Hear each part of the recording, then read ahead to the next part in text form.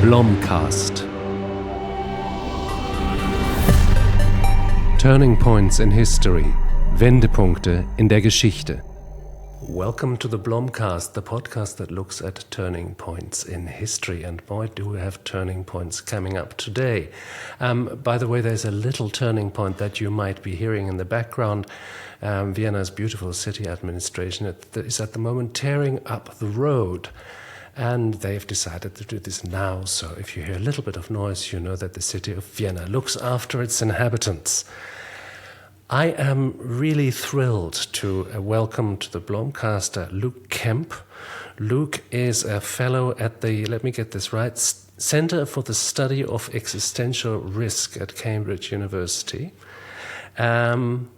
And Luke, welcome. How nice of you to join us. You have written a book called, with a beautiful title, Goliath's Curse, The Past and Future of Societal Collapse. So this is today's cheerful topic, societal collapse, past but also future. The good news is that when one reads your book, collapse ain't such a bad thing, at least not for most people. First of all, thank you for having me, Philip. It's a pleasure to be on. And yes, I think the collapse is often over-dramatized and exaggerated in terms of its effects. I do see collapse as having downsides, but it's a process with costs and benefits, victims and winners. And in general, we tend to have this inflated view of collapse because we view it from the eyes of the 1%. You mean the extreme elites? Precisely. So 1% here being the top 1% of wealth holders and decision makers in a given society. So this would be things like the oligarchs, the kings, and these tend to be the ones who employ the writers, who of course are what pen the records we have access to, which don't give a particularly good insight into what's actually happening on the ground. And the monuments we have access to, the cities we dig up, those are also reflective of only a small amount of the population. Even Rome, for instance, at its height, roughly 9% of the population are largely living as agrarian farmers. And when you start to take more of a 99% view of history, collapse doesn't look that bad necessarily. You have looked at societies of the past collapsing. Now, this is a bit of a sport and has been in history and among historians for a while. There's been the huge successes of Jared Diamond's books, who writes very dramatically about collapse and about basically human folly. You are one of those younger historians who slightly attenuate those views. I think there are certainly cases where collapse does have some pretty large downsides, but even then, I think that often people like Diamond aren't aware of, again, the historical biases here. So when we talk about population loss in the wake of collapse, and these can be pretty large numbers after the late Bronze Age, depending upon the area you're looking at, you often see a population loss of somewhere between, say, 30 to 75%, like in Masonry in Greece. The problem there is it's really hard to tell whether people are dying or whether they're simply moving. And if you look today at civil wars in places like Syria and Iraq, it's roughly 30 to 20 times more people are displaced and move than actually end up as war casualties. And in the archaeological record, it's difficult to distinguish those two.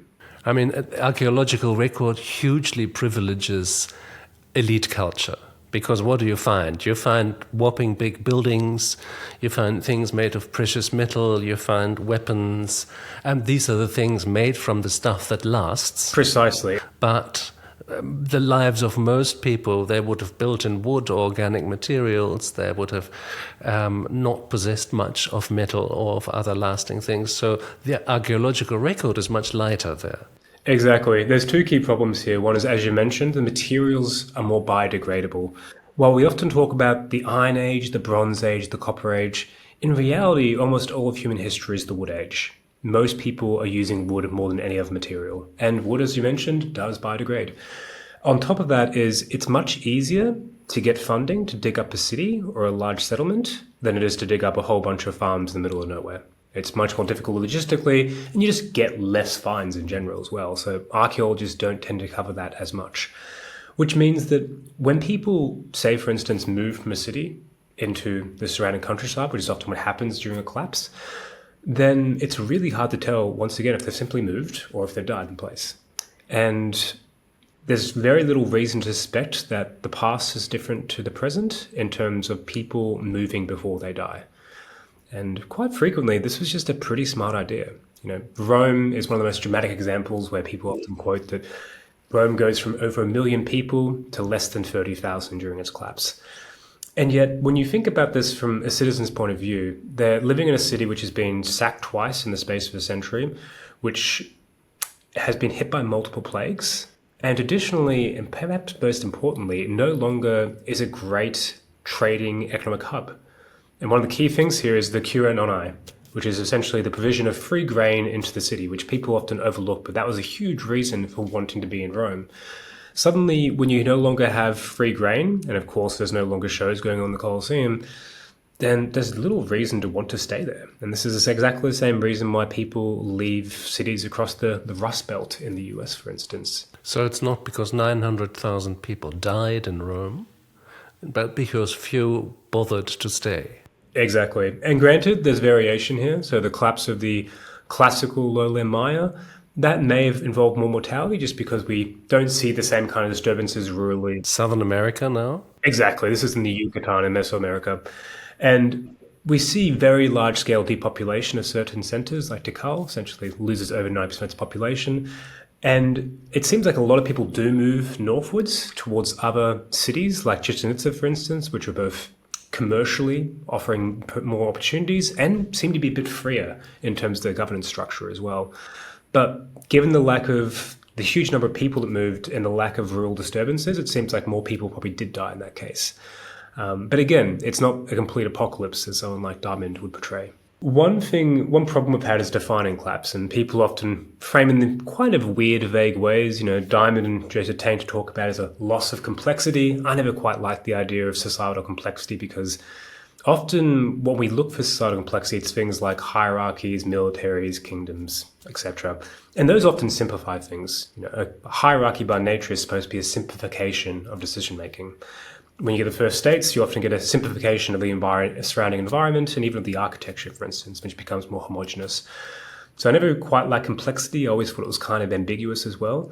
When I think of collapse, I think of it not in terms of necessarily people dying or anything like that, but rather as a fragmentation and contraction of different power networks. You make a really interesting point, which is for one thing that archaeology has learned in the last few decades is to work with bone material much better and to extract much more information from bones. And that shows us that people who live where empires have collapsed, and where we have this dramatic narrative of catastrophic things happening and terrible things happening, written by the scribes of the kings, those people actually tend to do better. They are taller, they have healthier bones. Explain. Precisely. So this is the study of osteoarchaeology, and human height, the stature of people, tends to be a really good overall biophysical indicator of their health. Essentially, when people have access to enough calories and a good varied diet with protein, they tend to get taller. And we see this in the modern world, of course. And when people suffer through famines and disease, they tend to get shorter. Interestingly, when we look at the rise of Rome, before Rome starts to rise, population height is increasing quite quickly. And then as Rome rises, it actually starts to slow down. And interestingly, people outside the empire keep getting taller. And the idea of this muscle-bound Germanic barbarian who's towering over everyone else, there's a certain truth to that trope because the Germans were bigger than their Italian and Roman counterparts. And most striking of all is once the Western Empire falls, people get taller. So afterwards, when we dig up skeletons, they tend to be taller, they tend to have less holes in their teeth, dental cavities, and less bone lesions, basically trauma on the skeleton, which all suggest that they were getting healthier. Now, the catastrophists may respond with, the reason is because so many people died that you have a survivor effect, where essentially there's a small number of survivors who have access to more land, more food, and because there's less workers, they get higher wages. It's the usual narrative after the Black Death. Also a narrative that has now been sort of cast into doubt by newer research. And in this case, it's also just easy to doubt because, well, A, there's multiple other explanations. One is that by the end, there was crippling taxation under the empire, and that is somewhat alleviated actually once the Germans take over in terms of competing kingdoms rather than a unified empire.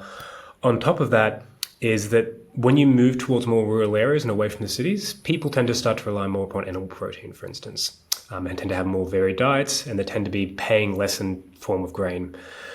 And on top of that, often less exposure to disease because, once again, they're moving into rural areas. And interestingly, we see these benefits even in modern case studies where there's very little mortality. So one really striking example that surprised me was in the case of Somalia. So in 1991, the Barre regime falls apart. The country falls into civil war. And yet, strangely enough, when you look forward a decade, infant mortality is decreased by 24%, maternal mortality by 30%, and extreme poverty by 20%. The critic could say, well, all of Africa is getting better because of economic growth, so this is just kind of, that is clouding the effects of collapse. But when you look at Somalia compared to its other neighbors who are still stable and politically intact, it's actually progressing much more rapidly than they are. It was simply better to be under local governments and even local warlords than it was to be under a predatory state. And we tend to forget that most states throughout history are not like Denmark and Germany. They tended to be much more oligarchic and predatory. You say that history is best understood. What do you say as a story of organized crime or organized violence? Yeah, history is best understood as a story of organized crime. And I believe that goes all the way back to the first states. Now, following this perspective, you make a beautiful point, which I remember also from a book called Against the Grain, that you, I think, also quote. Very brilliant analysis. And you say, for most people, what we look for as historians, or have been looking for as historians, what the great narrative was about civilizational rise and high cultures and so. The complexity in the cultures of writing and palaces and temples and great art, etc., was terrible news for most people in the population. They became unhealthier, they lived shorter, they were shorter. It was not as good a life as the non-sedentary life was that they had before, when they had been, or perhaps semi-sedentary hunter-gatherers that may have stayed in an area for several months a year but otherwise moved around, had a much more diverse diet, were much less controlled. Precisely. So I began this work 7 years ago, and one of the things that spurred it was reading Against the Grain by James C. Scott. And you can see Scott's fingerprints all over the book in many regards. And one thing to think about here is the grand arc of history in terms of this story of progress. And when people talk about progress, it's a bit vague, but you can try to tie it down to certain indicators. So one is already discussed, human height as an indicator for health.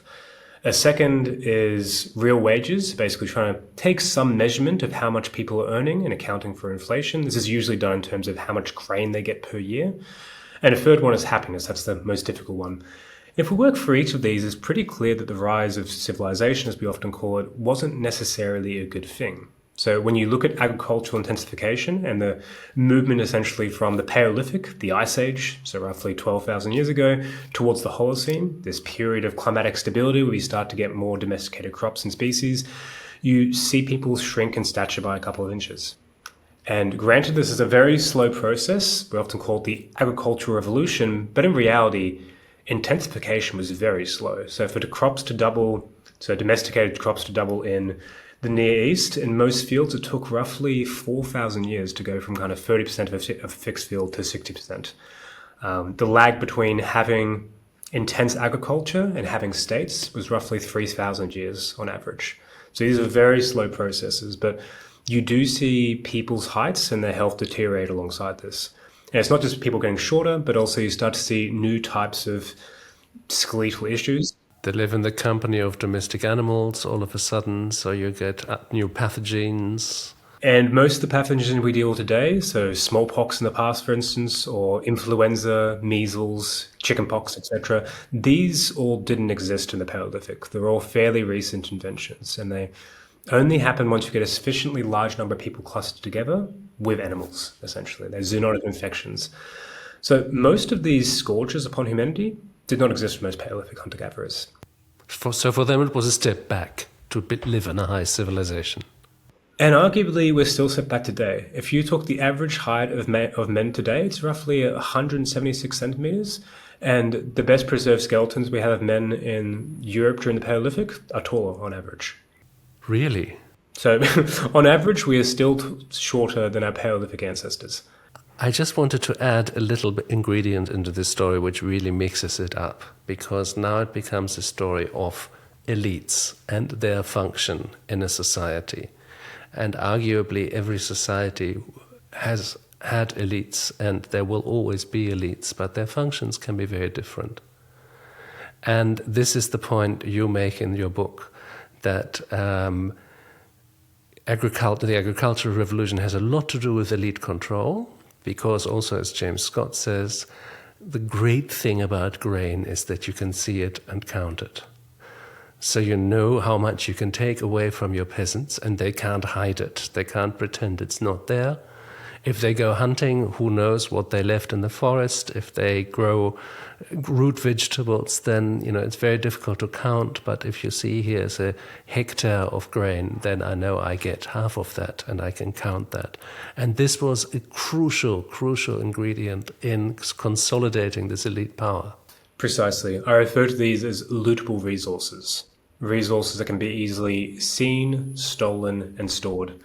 And it explains much of human history. When we look at the very first original states of the world, so these are states which have no precursor and they're not imitating any other kingdom, you have essentially 5 key areas. There's the first dynasty in Egypt, Uruk in Mesopotamia, the Shah dynasty in the Yellow River Basin, either the Wari or Tiwanaku, who are roughly concurrent in South America, and Montalban of the Zapotec in Mesoamerica. What about the Indus Valley?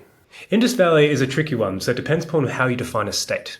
Because the Indus Valley, it had built, so for those of you playing at home, the Indus Valley is essentially a collection of interconnected cities in modern-day Pakistan, and they had some pretty large cities, including Mohenjo-Daro, which would have been up to 40,000 people. They had huge, big monuments, but they seemed to be more communal, things like communal bathhouses. Yeah, fascinating. No elite architecture, so some historians have been dreaming, like David Graeber, this was the egalitarian origin of societies that was sadly perverted later.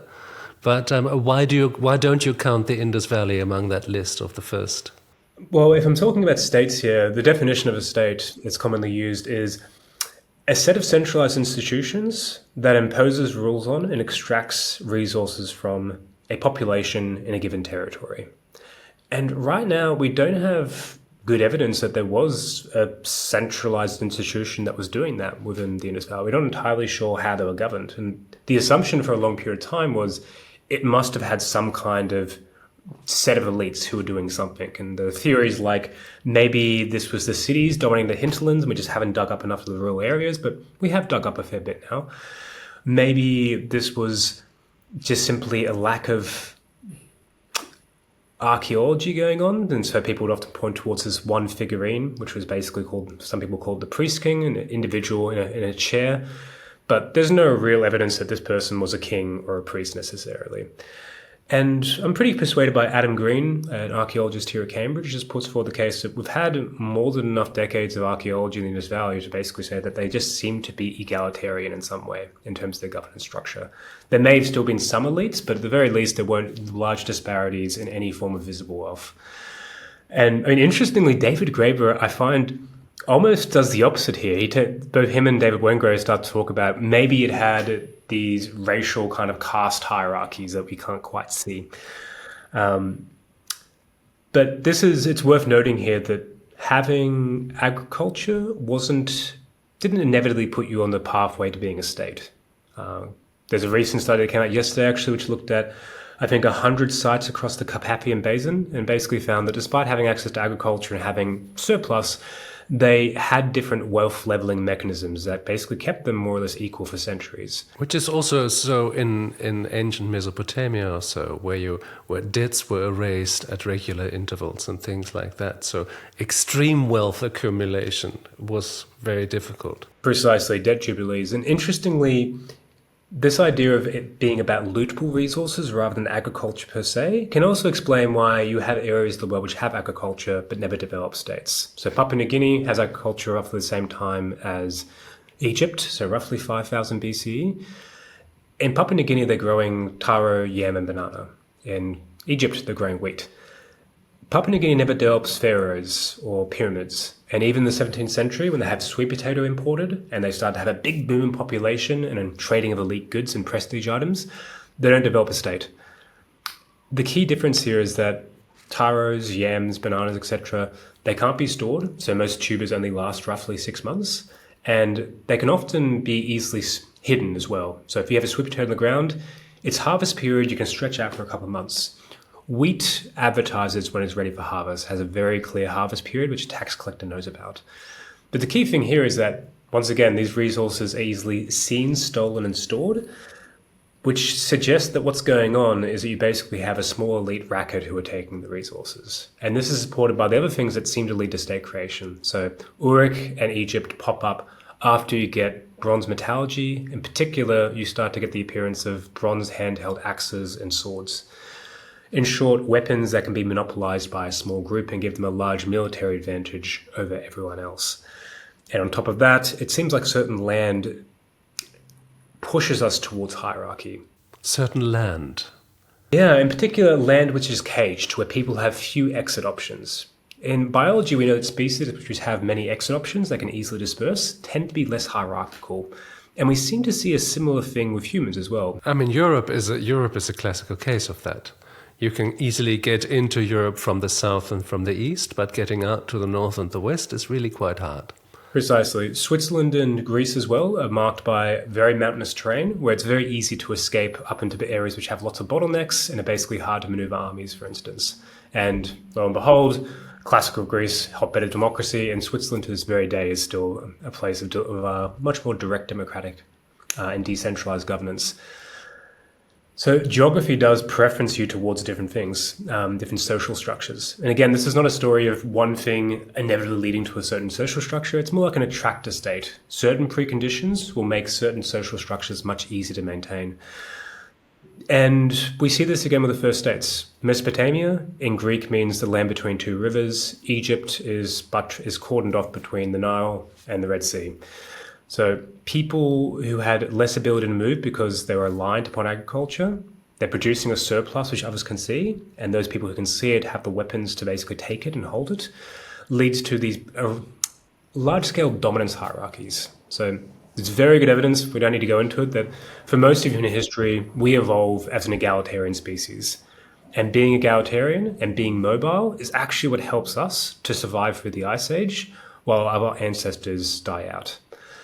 And by ancestors here, I mean other hominids like Neanderthals, Floriensis, Denisovans, etc. And you think they were less cooperative? Not necessarily less cooperative, but they seem to have less intermixing and less interconnectivity. So we have far greater levels of genetic diversity than the remains of Neanderthals we dig up. So at least in one site, I think it's in the Altai Mountains, the Neanderthal group found there had about the same genetic diversity as endangered mountain gorillas have today. And those are groups which have usually just 5 to 20 people. Basically, that genetic diversity made them very vulnerable. It meant that all it took was small fluctuations in the population. I think one estimate was if you had a 1.5% drop in the number of children who reached adulthood, over the space of 2,000 years, that would lead to extinction. While for us, we were constantly intermixing across bands. The idea that we were living these kind of ragtag family groups is not supported by the evidence. Modern day nomadic egalitarian hunter-gatherers, roughly less than 10% of the group is actually closely related by blood. And again, people are moving between groups frequently across their life, which means the idea that they only know 100 people or something across their life is kind of silly. They actually know thousands of people. And this is how culture spreads across huge areas. So in Africa and 120,000 years ago, we actually have similar instruments, lithic tools, and culture propping up all the way from the East Coast to the West Coast, which suggests they have this huge zone of intermingling hunter-gatherer groups. It's a very different vision to the past than what Thomas Hobbes and others suggest. When you get the arrival of dominance hierarchies, when you start to get the first states, the big thing that really happens here is not the emergence of civilization. As you probably know, we've always had a lot of trouble defining civilization. Gordon Schild had this list of 10 attributes about civilization, including things like writing, which the Inca Empire, for instance, didn't have. They had the quipu instead. Cities, agriculture, etc. And some people would call civilization advanced culture, but it's very unclear what that means, and it's highly biased towards indigenous peoples. What you see actually changing with Uruk, with the first dynasty of Egypt, with the Shah dynasty, is we start to go from organizing ourselves in an egalitarian fashion towards a dominance hierarchy, towards a system where one group or an individual is ranked above everyone else, and they maintain that position of power through violence, and they pass it down across generations and bloodlines. That's the key thing that changes. And I call that system, rather than civilization, Goliath, a collection of interlinked dominance hierarchies. I like to think about this phenomenon that you say that, for the most of our history, we've organized ourselves in egalitarian ways. I think historical acceleration is such a very important thing to understand. And I always picture it in the terms of, you take 300 women. Well,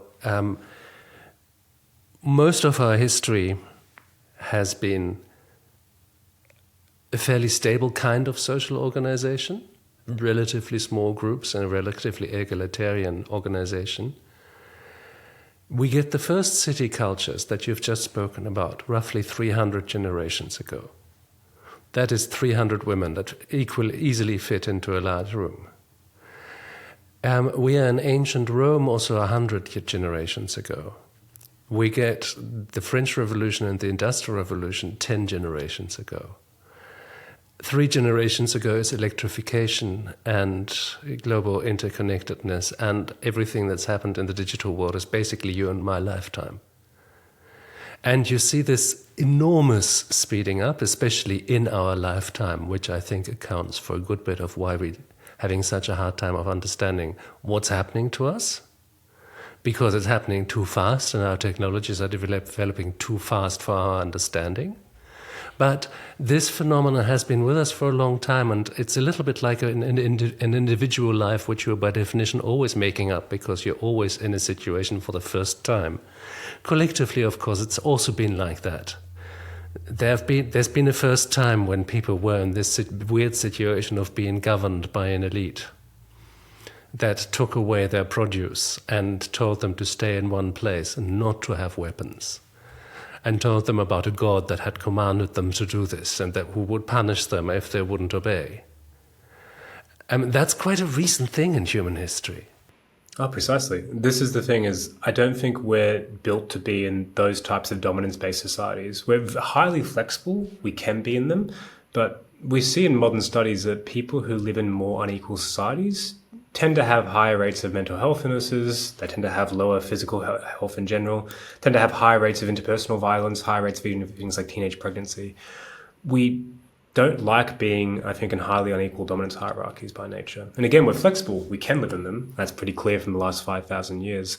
But this is not our natural condition per se. And I want to touch upon this beautiful metaphor you have of acceleration. One of the things I mentioned in the book is that there's no sign of that acceleration dissipating, and there's a question of, do we eventually over-accelerate? One of the problems with technology developing so rapidly is that we can't keep pace in terms of regulation. No, not only regulation, but it would go, sorry to interrupt you, but I would go much further than that. So this is a little bit of bugbear of mine, and people who listen to this podcast will now roll their eyes. But look at what social media have done to body images of people, to their most intimate self-perception. It's really radically changed that, and that's not only witnessed by teenage suicides, but by how things like dating sites, things like comparing your body to others on Instagram, things like social expectations rule so many people. Now this is, in this radical version, not even or perhaps 15 years old or so. How would we develop the social customs, the social attitudes, the new social adjustments that you need to make to live in such a world? Because when this is starting to get going, technology is already 3 generations further. And unfortunately, AI is going to make that trend far, far worse. I think it's worthwhile just noting that some things do seem to accelerate and have a pretty clear trend over the arc of history, other things not so much. So in the book, I have this graph of the amount of energy released by projectiles over time. And this was based upon data provided by Václav Smil. But essentially, you look at all the way from bow and arrows, through to the use of crossbows, through to the use of cannons, through to the use of eventually howitzer kind of artillery, and then nuclear weapons. And there's a really clear exponential acceleration. If you graph GDP, it would be very similar. They match almost 1-to-1. Yet, if you were looking at, say, for instance, democracy or human height, you wouldn't see that same kind of matching pattern. This is a really interesting thing, because what you're describing is the good old hockey stick that you can also see with fossil fuel use and with CO2 in the atmosphere. And basically, from 1960 or so, there's a really dramatic astronomical increase. And you're saying, because this graph maps so many things map onto it. Because it is plastic production, it is waste, it is production, as one has to say, of animals for meat. But it is also how many hospitals there are, and how many libraries there are, and how many kids are going to school. So, it is so many things bunched in together, but you're saying there are actually quite important indicators that do not fit this hockey stick. Precisely. So if you're looking at, say, for instance, projectile weaponry, you see a pretty clear increase over even the first 5,000 years. The first states do progressively develop better weapons over time. If you're looking at representation democracy, there's definitely not a clear trend there. It's all over the place. There are certain polities which are far more democratic. So the Venetian Republic, for instance. But even those, it almost always tends to be just amongst men who patricians. Hold property. Precisely. Which, when you think about this as organized crime, it's essentially the cartel, the mafia amongst themselves have a certain level of democracy, but all those... The made men. Exactly. The made men, those who aren't part of the mafia, the women, the slaves, etc., they don't get a vote. That aside, democracy does not have a very clear trend here. But why would it? Luke? Why would democracy? Because, if I wanted to find a hole in your argument, I'd say you take democracy as the natural state of humans. Perhaps it's just a natural state in a certain state of organization with certain technologies. Yep, exactly. Under certain conditions, we're both evolved for democracy, but we're evolved because of certain conditions preferencing us towards it. But I think the key thing here is that once you get a Goliath, you get certain things that definitely do accelerate. The Goliaths, so the really big empires. Precisely. Well, I'd say Goliath in general, you can even have mini Goliaths, if you will, the very first smaller states. But the key thing is it's a society based upon a combination of dominance hierarchies. And you get these really clear trends in certain things. But if you look at human height as well, once again, it's kind of all over the place. There's not really a clear thing, except for it seems to increase often after collapses. And yes, it does increase after the Industrial Revolution, as do a whole bunch of indicators of progress. But it tends to be with a lag. It's not that people get automatically healthier and better off after the Industrial Revolution. Far from it. And in the core of England, at the very heartbed of the Industrial Revolution, people actually get shorter initially and life expectancy goes down. It's not until you get big mass movements, things like for universal suffrage, labor movements fighting for a 40-hour working week and better working conditions, and a whole bunch of different groups, including anarchists, for instance, are fighting for sanitation to be rolled out en masse. And each of those are fought for by everyday people and fought against by elites. And it's only after those things that you start to suddenly see people get taller, people get healthier, etc., etc. So this is not technology naturally resulting in human progress. As Darren Eckelmerkel in Progress and Power has spoken about, it's usually when you have technology plus the sharing of power and hence the sharing of the benefits of technology. But in short, we have really clear trends that Goliaths tend to increase the power of weaponry, for instance. They tend to increase their ability to control citizens. They tend to increase their material extraction and processing. but they don't really tend to increase things like democracy or things like individual freedoms. We're coming to a really crucial point in this narrative, in this story, of how empires collapse and what happens during this collapse. You look at many empires throughout history and you're trying to find things that rhyme, common characteristics in these collapses. People always ask whether you can learn from history. I always think that's very difficult, but you can find things that rhyme, and you can find things that most people would usually do, such as not staying in a decaying city, but going into the countryside and finding an alternative kind of life. But you make a very strong argument about how these cultures or these societies decay and collapse, and you tie it to the behavior of the elites. Precisely. I believe the biggest driver behind societal collapses are extractive institutions, which essentially means you have growing concentrations of power, which result in elites taking more wealth and energy, not just from the everyday people, but also from the environment and from their neighbors usually as well. This is partially built on the work of Peter Turchin and others, what's called structural demographic theory, which in a very short form is essentially you tend to get increasing wealth inequality over time for several reasons. One is that capital tends to increase more quickly in value than wages does. Look at this in the modern world. Housing prices and land prices go much more quickly than our wages do. And secondly is that once you have certain kinds of power, in particular wealth, it's easier to make that fungible and to get more powerful over time. If you're wealthy, you can potentially buy your own private militias, you can develop patron-client relationships, so give people favors or loans, etc., and get them back in the future. Jobs. Precisely. You can potentially even buy yourself into office. You can buy lobbyists in the modern world. In short, lootable resources and economic power are important because they're highly fungible, and importantly, they can be passed down across generations as well. And it seems like most elites usually want to have other forms of power. Elon Musk is not happy just to be the world's richest man, clearly. He wants to also be deeply involved in the US government. He wants everyone to know about him. He wants to control information through Twitter, for instance. And Jeff Bezos does exactly the same thing. But we also see the same thing throughout history. It's pretty rare you have rich individuals who don't eventually get involved in politics and try to buy office, for instance. In Rome, there's a very clear overlap between the richest families and those representing the patrician class. They are more or less indistinguishable at some stage. And what tends to happen is as you get that increasing inequality, not just in wealth, but in power, is you start to get a growing class of elites, but only a small number of high status positions, which is what they all want.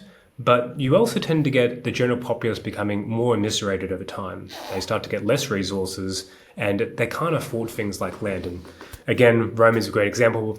But towards the end of the collapse of the empire, you have farmers struggling to raise families because they're grappling with very high-priced land, crippling taxation, which means the empire has to rely increasingly upon Germanic mercenaries.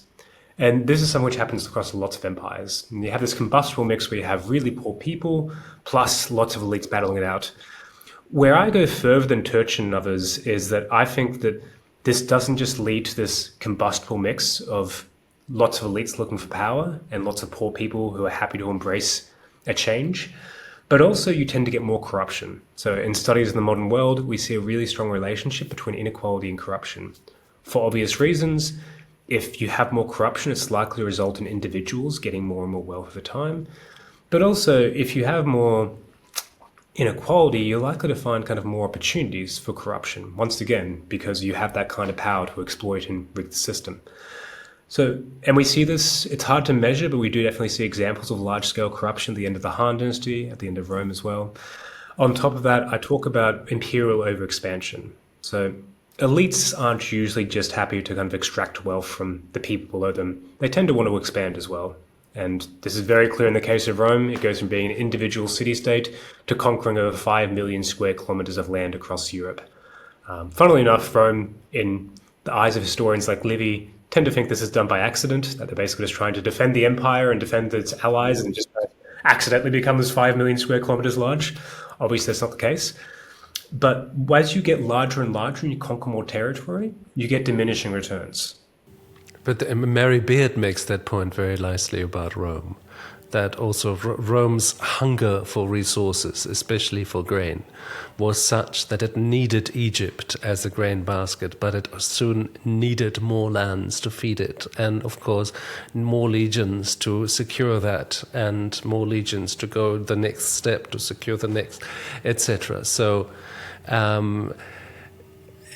you also make the point in the interview about extreme wealth that at some point it's no longer about the wealth, but it's simply about the elite status. It's simply about basically mine is bigger than yours, which is a good old-fashioned sport. But it really doesn't matter how many 100 billions you have. It's completely theoretical value, but it seems to matter to those who make it a great deal, who has the greatest, the highest number of that. To be frank, I think it's mainly about status than ever about the wealth per se. So amongst egalitarian hunter-gatherers, you have these things called counter-dominant strategies, where if someone tries to dominate their group and have more status than everyone else, we tend to have ways of keeping them in line, ranging from ridicule through to ostracism and eventually even in-group executions. And this is pretty well documented for certain groups like the Khoisan. Christopher Bowman, an anthropologist, did a lifetime of work focusing upon this. And we also tend to have amongst nomadic egalitarians an ethos of usually not consuming too much. We often call it the principle of least effort. They don't tend to intentionally try to develop a surplus. They basically take what they need, and then from there they use the rest for leisure time. And that is something which isn't just because of lack of resources, it also seems to be an actual norm they cultivate within their society as well. And interestingly, the exact opposite happens when we look archaeologically for the first signs of inequality. So when we look for inequality in the record, it tends to be things like grand burials. So an individual being buried with lots of jewelry, prestige items, weaponry, etc. Monuments, particularly those which seem to be dedicated to an individual, like in the case of a pyramid. Human sacrifice, and this can often be done as part of a grave. So the Shang dynasty sacrificed roughly 13,000 people over the space of 2 centuries, and many of those were in parts... Literally sacrificed. Literally sacrificed. And many of these were done as part of burial ceremonies, and you see the same thing in Cahokia, one of the first cities in the US. But all of these, what unifies them is their wasteful consumption of energy, their conspicuous consumption. There's nothing that says I'm more important than you than making people work their entire lives to celebrate their death and then potentially killing them to accompany you into the afterlife afterwards. But they're essentially all ways of cultivating status by wastefully using energy. And we see the same thing today. Private jets, very large skyscrapers that have your name emblazoned on the side. The key thing is that I'm using a lot of wealth, material, and energy in order to celebrate myself and my status. And I believe this is the key driving force behind even the glory of Rome, for instance. But the key thing here is that drive towards gathering more and having these more extractive institutions, it tends to have diminishing returns, whether that be due to conquest, over-depletion of the environment, elite infighting and factionalism, or even worse decision-making. We have pretty good evidence that oligarchies are worse decision-makers than democracies are, and they tend to want to keep the status quo as well. All of that makes a society more fragile until eventually it's knocked over by things like droughts, climate change, warfare, or disease. Now, there's so many things to unpack there. You make a very important point, I think. First of all, imperial overexpansion, of course, that was a different animal in antiquity than it is today. Although there may be interesting commonalities and differences to explore, we see Rome being overexpanded at some point, and that has a lot to do with the speed of communication, the speed of transport, the road networks, etc. At some point, you're simply too far extended. If a province rebels and you only hear about it a month later. That is, and if you do extract resources from a far-flung province, but actually you can't bring it back, this is becoming too big, and indeed the empire splits.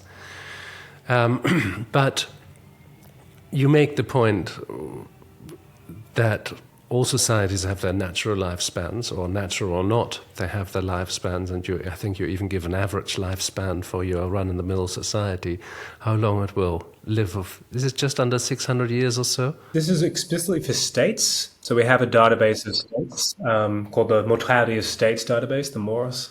And it's approximately, I believe the number was 326 for states, and something like 153 for mega empires.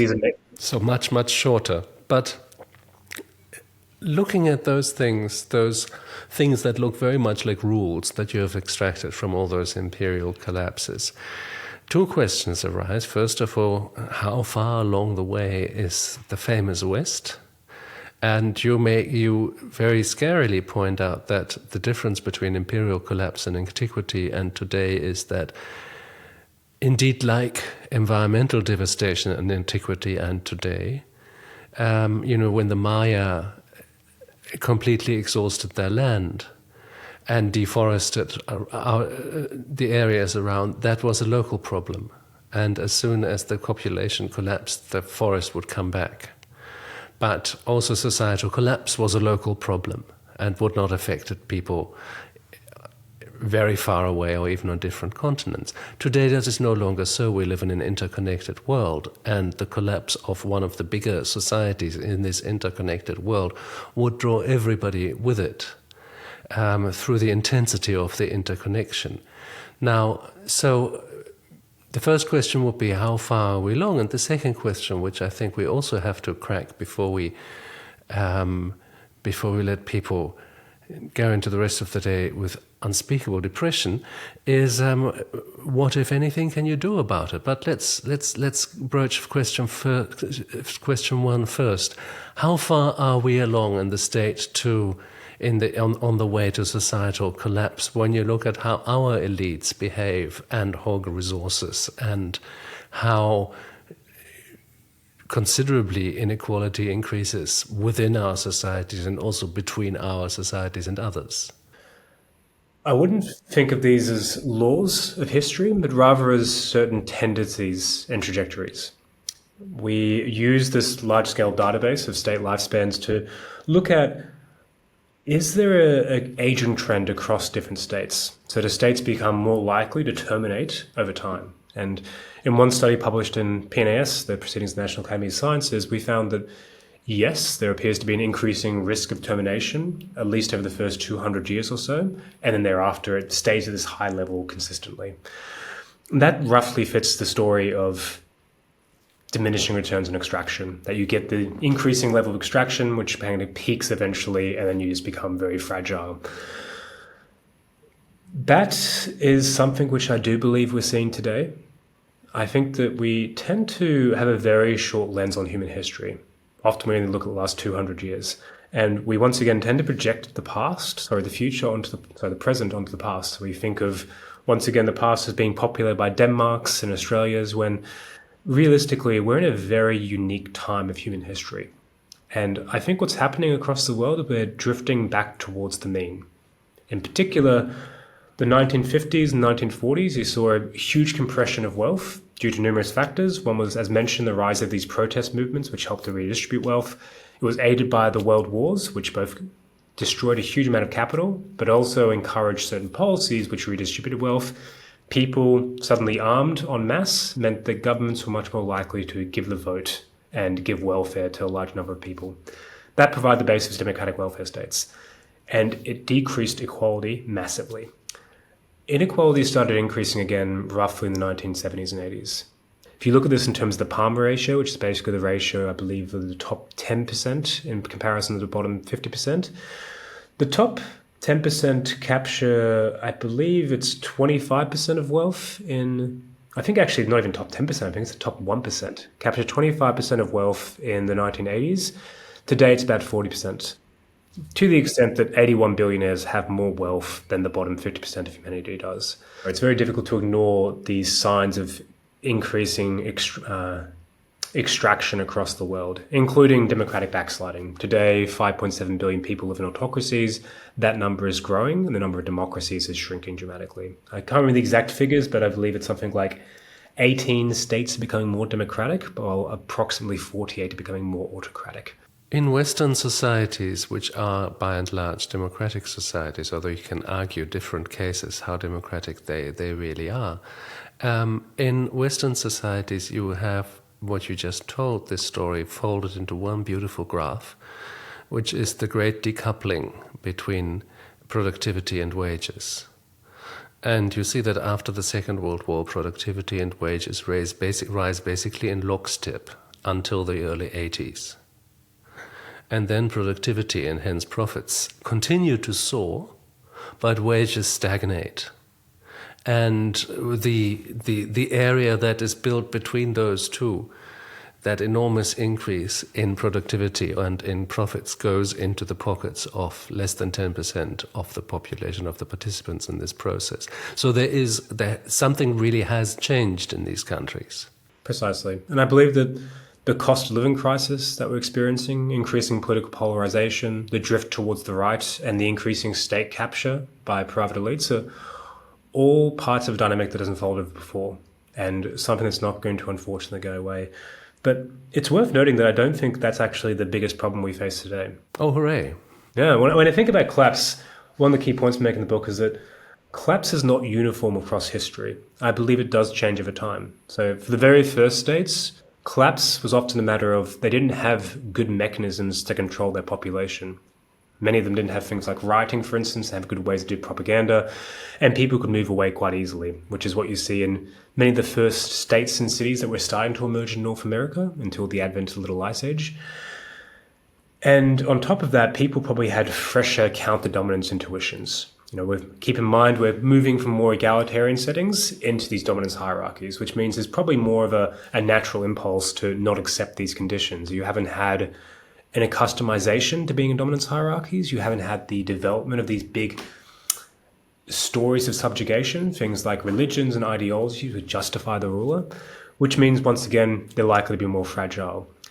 With big empires, I think it's a different story. They're much better at controlling their citizens, but you do get this kind of imperial overexpansion, which imperial overexpansion, not really a problem for the first states, but definitely a problem for Rome. And then I think today we have a different key driver of collapse. And I do think it's related to inequality, but I don't think it's due to diminishing returns on extraction. If the US falls into civil war, that'd be pretty bad. I'm not entirely sure if it triggers a global collapse. I think the key issue now is that large-scale systems of economic exploitation and inequality are producing threats that could destroy the entire world. And here I'm referring to things like nuclear weapons, extreme climate change, and dangerous new technologies like engineered pandemics and potentially even killer robots. All of those are built upon global systems of extraction and exploitation, which if you addressed, they wouldn't be produced anymore. And all of them are produced by a very small number of corporations and states. If you look at nuclear weapons, for instance, 85% of the stockpile is held by two countries, the US and Russia. Only roughly 20 companies are involved heavily with their maintenance, development, etc. Very similar pattern when it comes to both killer robots and climate change. But in short, you have this global Goliath which is producing risk. If I was studying existential risk back in the 1950s, there's only one thing I'm worried about: nuclear weapons. Today, I have colleagues who work on things like AI, like on climate change, planetary boundaries, etc. And I believe this logic comes back to that graph I mentioned before of if you look at projectile weapons over human history, similar if you look at, say, for instance, environmental impact. Goliaths are driving us towards self-termination. I think that is, unfortunately, in the long term, the most likely way that this human story ends right now. Well, we seem to be galloping up that direction, which is not a particularly cheerful thought, also because I always think it's such an insult. To die out of tragedy is one thing, but to die out of a stupidity is something that it really rankles. But you open up a choice, and I really want you to take you to task of that, because you say there are basically two options for us in the future. Self-destruction, which is very easy to see, and a million dystopian films show us how in very ingenious ways. And the only alternative to self-destruction is a profound democratic transformation. Now, that sounds fantastic, and in my optimistic moments I think about how something like that could look, but in the rest of my moments I say, I'm simply not interested in utopias that begin with the impossible. And incidentally, particularly in modern democratic societies, which are proud of their pluralism, proud of the fact that there is not just one state, religion, and one way of being, but that different designs of living, different moral goals are acceptable. It is very hard to see how we will all go in the same direction of egalitarian democracy. And it is very hard to see how the people who hold so excessively much power now will be persuaded to give it up. And then we come to the idea of a revolution, and every revolution is begun by idealists but finished by gangsters. So, how is this supposed to work out? You say we have strong anti-authoritarian domination instincts, and we need perhaps to take recourse to that. But how is that supposed to work out in the real world, where ideology, where cultural orientation, and where just raw power are so much mitigating against something like that happening? Oof. I'm glad to see you're asking the easy questions, Philip. Yeah, I just the softball ones, yes. So 2 things. First of all, when I speak about the fates of Goliath going into the future, I do definitely speak about both self-determination and this kind of radical democratic transformation. There is a third option I speak about, which is what I call Silicon Goliath. So I believe today we live in a global Goliath. We all have very similar political systems. We all have nation states, for instance. We're all in a single capitalist economic system. We all even have similar dominance hierarchies. Most workplaces are organized in terms of middle management, a CEO, etc. Most states are organized in terms of a leader, followed by kind of the middling elites and the rest. So the world in many ways is part of one big Goliath. And I believe that's transforming into what I call Silicon Goliath, which has different forms of Goliath fuel. So rather than just having grain as a livable resource, we now have data. Data is collected by intelligence agencies and, of course, big surveillance capitalist firms. And the biggest firms in the world are surveillance capitalism firms which collect data and use it as a livable resource. And rather than having monopolized weapons like bronze swords and axes, we now have nuclear weapons and increasingly killer robots. And rather than caged lands that are formed of rivers like the Nile River or walls, we have mass surveillance systems. But the image is one of a world that's becoming potentially more prosperous, and this is assuming we have plucky technological fixes to all the different problems we encounter. But even if we have that, I don't see the world becoming more democratic in the future. We're spending at least 10 times more on facial recognition technology than we are on improving democracy right now. I think that sounds wonderful, but it does bring me on to an intuition that I have and that I'm trying to work out at the moment. And I'm not yet quite sure where it will take me, but I'd be fascinated to get your take on it, because you speak about key technologies and you speak about energy sources.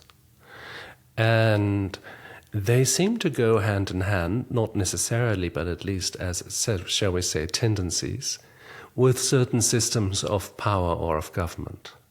So you say most of the history was the wood age, and we see that as long as wood is the main source of energy, with a little bit of wind and of water, but otherwise it's muscle power and burned wood.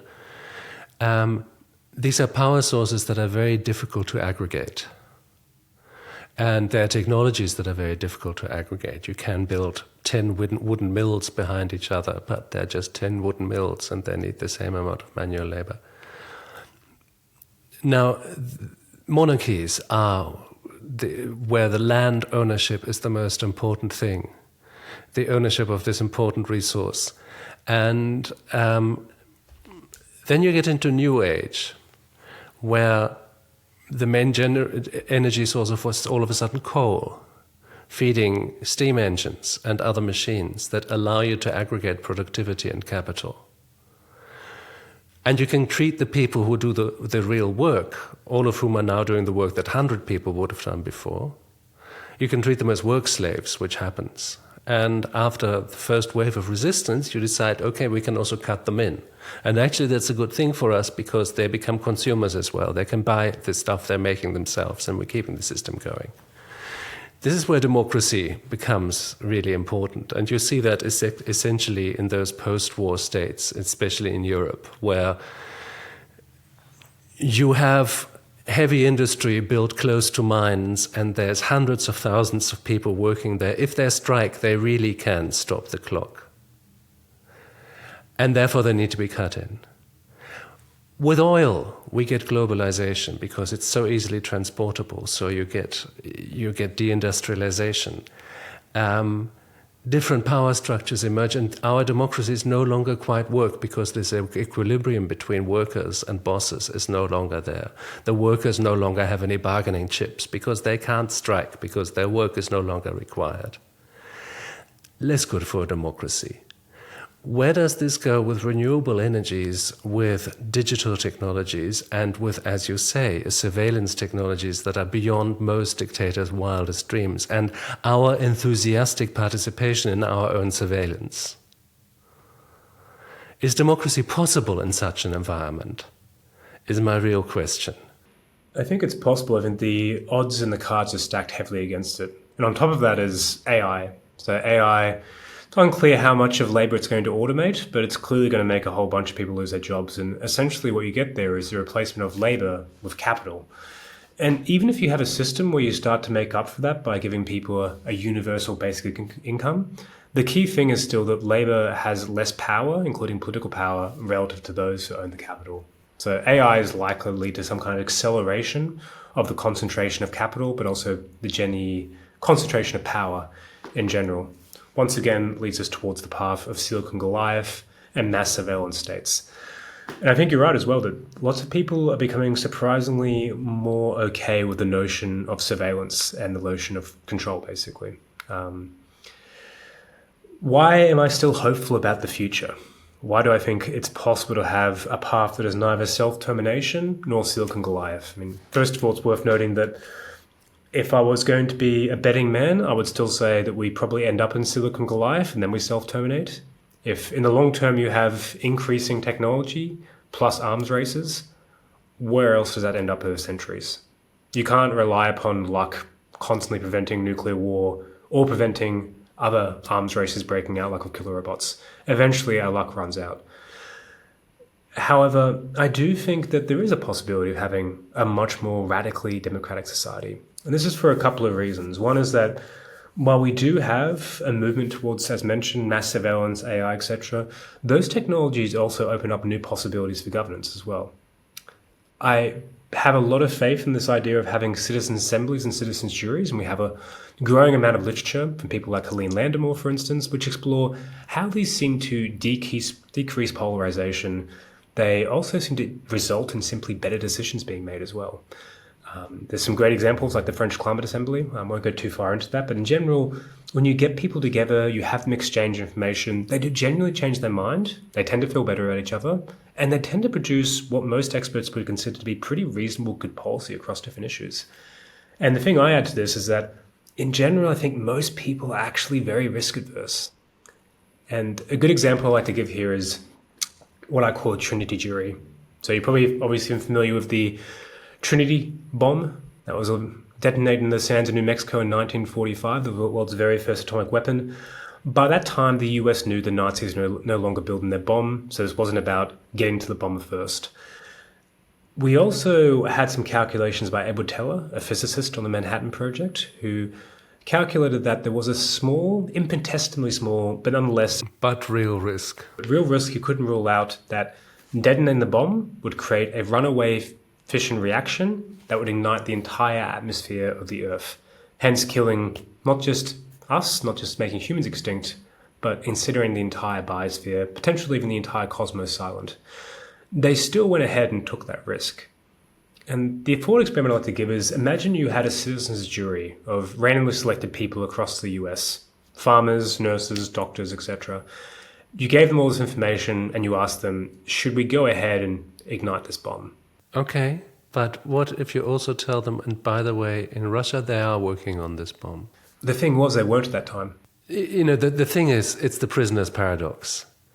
How do you take altruistic decisions in a world you can't count on being altruistic? I suspect even in that case, they probably would. So I go into this in the book a little bit, is that when you look at game theory, it doesn't tend to work with people very well.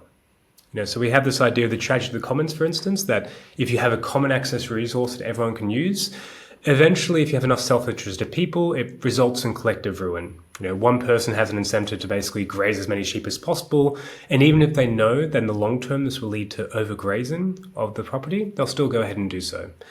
The thing is, when you do this in laboratory experiments, as soon as you let people communicate, the tragedy of the commons doesn't occur.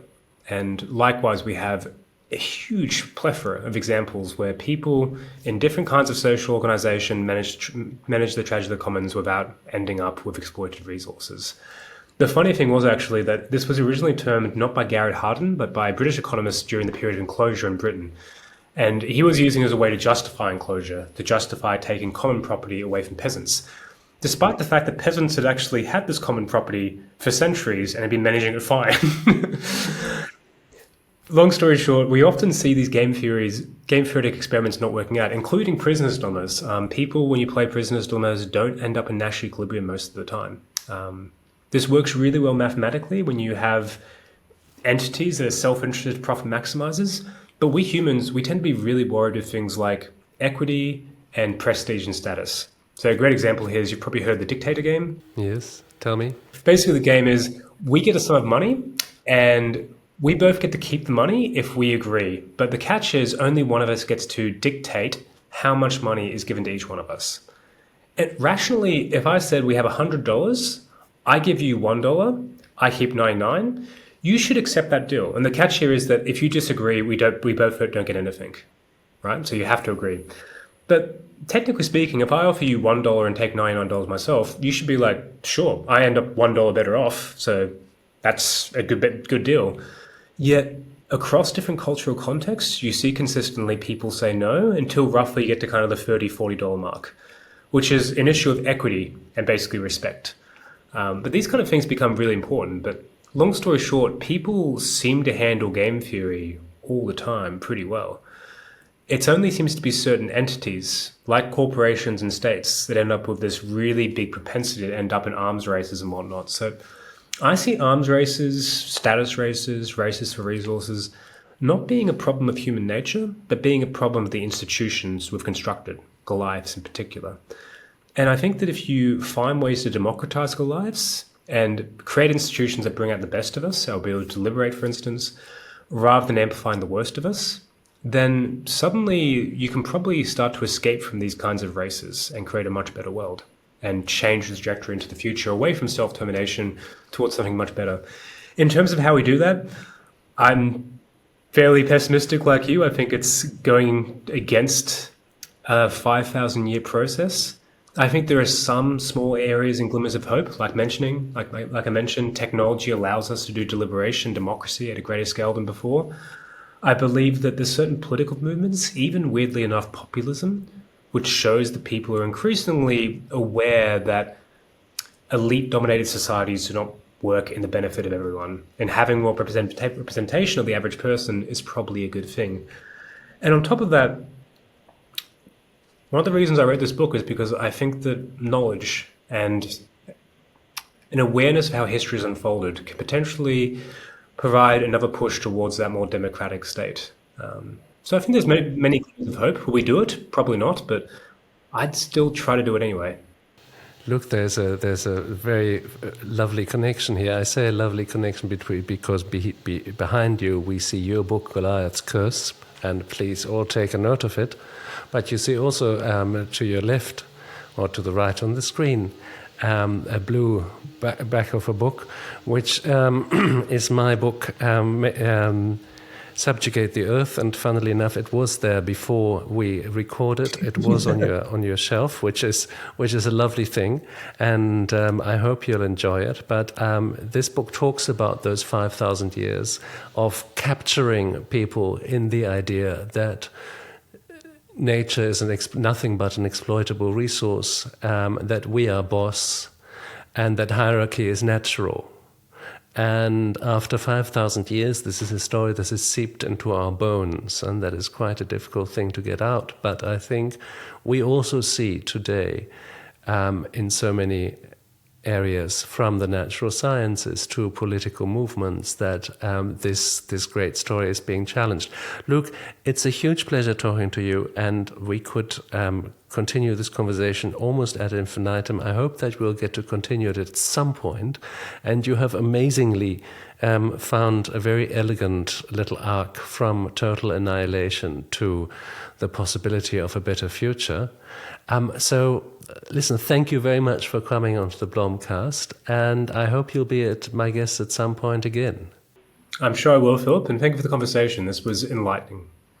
And thank you for listening to the BlomCast. And let me just tell you of an historic opportunity.